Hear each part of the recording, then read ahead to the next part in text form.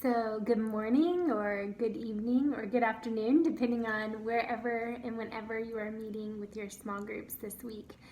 We are on week 2, the second section of the book of Colossians in chapter 1. And this section is amazing. It is mind-blowing. It is revealing. It is something that we could think on for weeks and weeks, and something we should think on for our entire lives. This section points to the supremacy of who Christ is, not only who he is, but who Christ is for us. And I pray that you have enjoyed time reading, studying, meditating on who Christ is as it's revealed to us in Colossians in this section. When I started reading this section, I thought about the word price, the price that Christ paid. I started thinking about the prices that I've paid. Just recently went back to school shopping with Kate, and of course, going through racks of clothes for her, I can't help but see things that I like too. So going through the racks, I found a couple of dresses, and I think we're at Marshall's, so everything on the rack is super inexpensive. So I see a dress that's kind of cute, like I don't just love it, but when I looked at the price, I thought, it just got a whole lot cuter. When you're paying $12.99 for a dress, you're like, I don't even need to try it on, I'm taking it. So you take it home, and I tried it on, and it'd be really cute with a necklace or earrings that I have, and I tried on, and it's not that great. It doesn't fit super well, but when you realize the price was $12.99, you're like, I'm gonna wear it.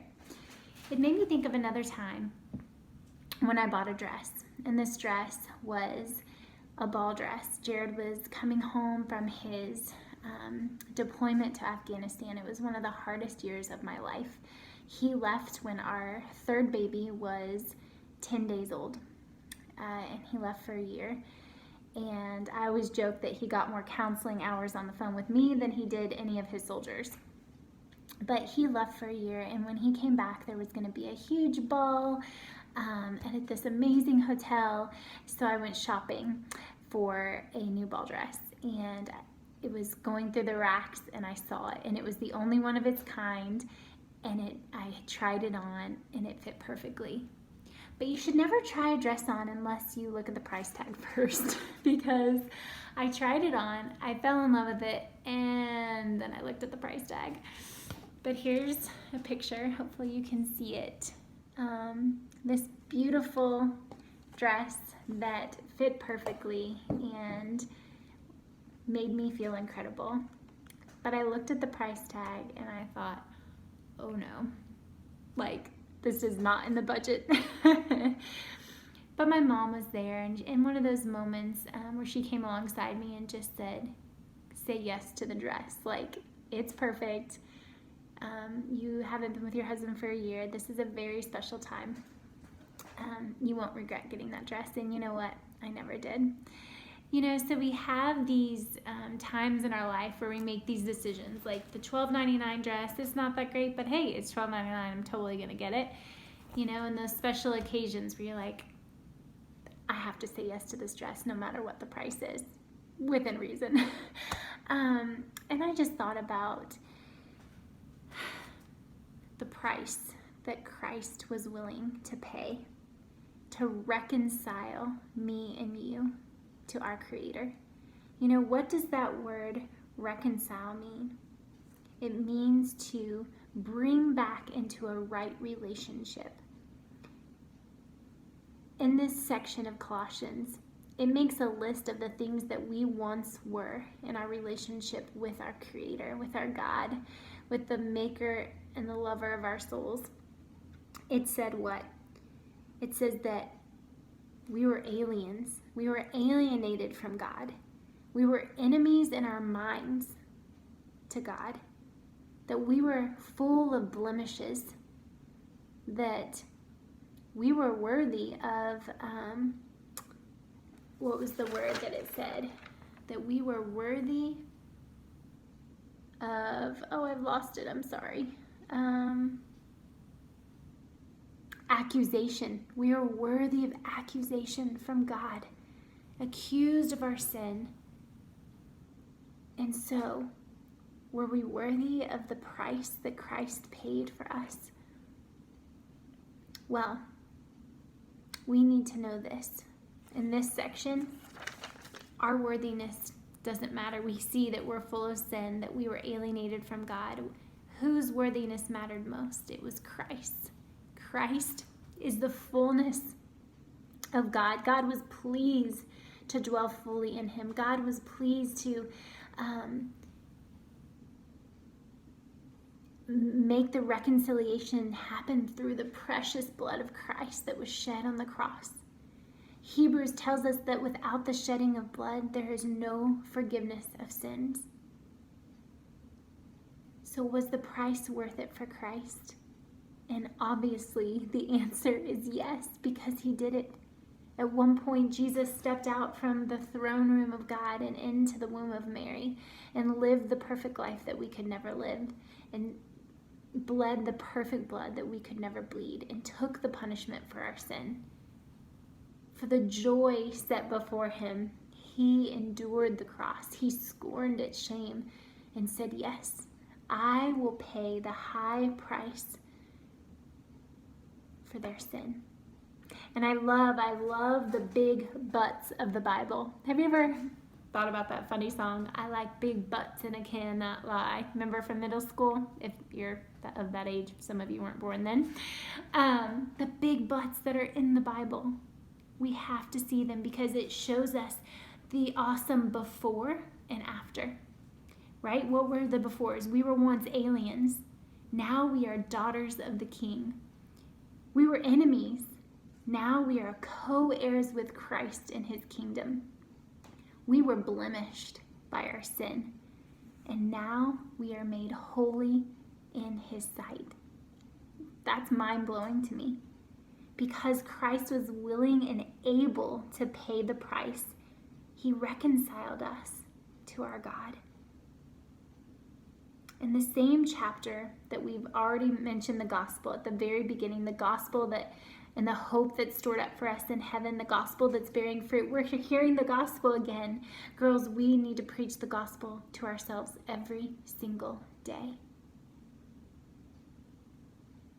And I am so thankful that we're seeing it again here. We need the reminder. We need to be reminded of the price that he paid so that we may be in right relationship with our God, the creator of the ends of the earth, the creator of every single human soul that wants relationship, wants to restore us, wants to make us holy and new. He wants us to walk in the newness of life to the full, not be chained up in our sin and our habits and our distractions. Holy his. Holy his.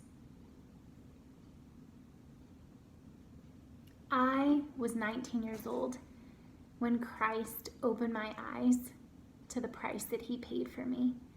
And right away, the depth of my sin and the depth of the price that he paid became very real in my life.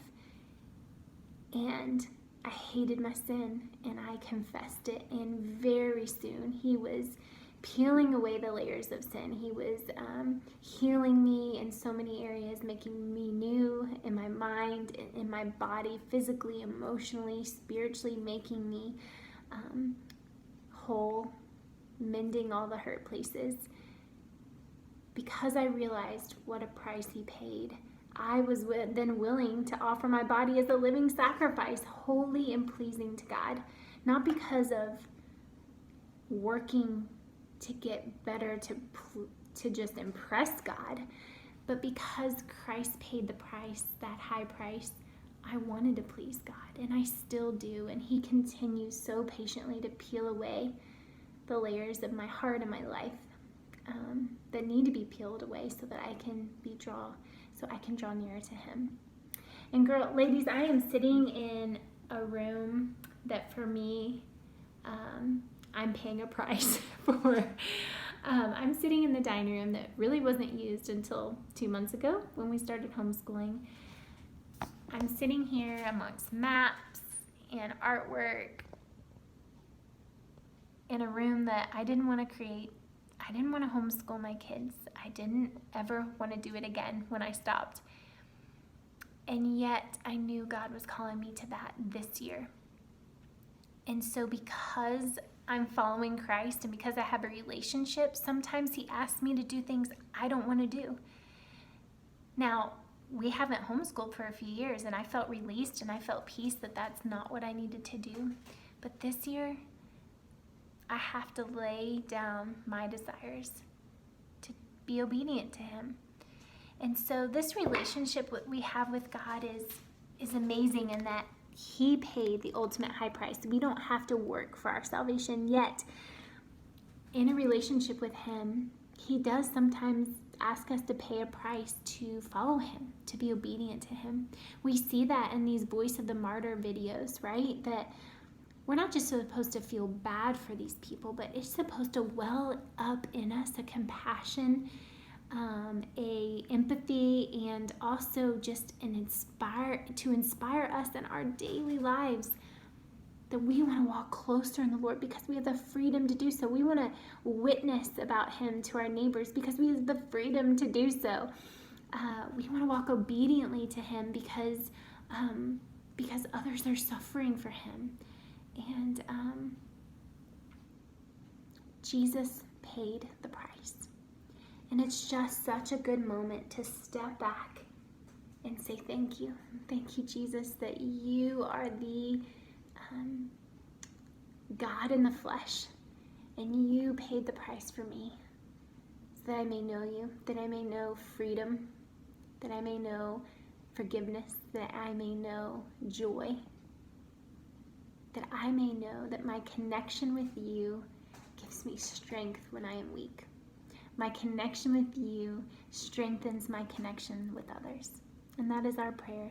As you focus on the price that Christ paid, that you will be filled with joy, connecting with him and connecting with others.